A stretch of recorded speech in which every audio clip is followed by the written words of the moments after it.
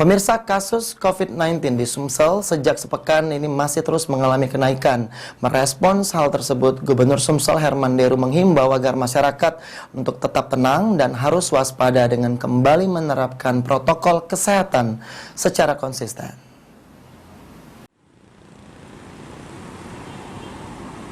Kasus COVID-19 di Sumatera Selatan sejak sepekan masih terus mengalami kenaikan. Bahkan dari data Dinas Kesehatan Sumsel pada 10 November 2022 kemarin, kasus harian COVID-19 Sumsel kembali bertambah, yakni sebanyak 78 kasus. Dengan begitu total kasus di Sumsel sejak awal munculnya COVID hingga kini terdapat 83.587 kasus.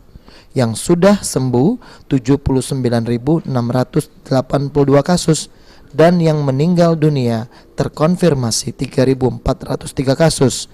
Serta yang masih aktif 502 kasus tersebar di 17 kabupaten kota yang terbanyak di Kota Palembang, yakni 285 kasus aktif. Merespons akan adanya peningkatan kasus COVID-19 di Sumatera Selatan, Gubernur Sumsel Herman Deru menegaskan bahwa hal tersebut lumrah terjadi, mengingat COVID-19 itu sendiri selalu berubah-ubah variannya.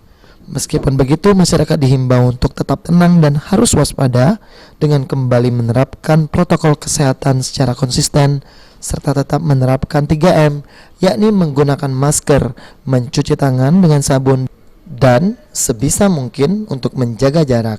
Artinya COVID itu kan selalu berubah-ubah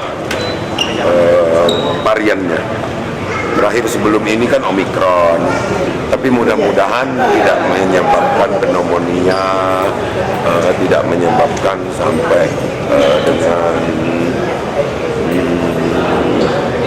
meninggal begitu. Tapi kita tetap harus waspada. Cara kita waspada itu artinya menghindari hal-hal yang mungkin menyebabkan. Okta Alfarizi, PAL TV.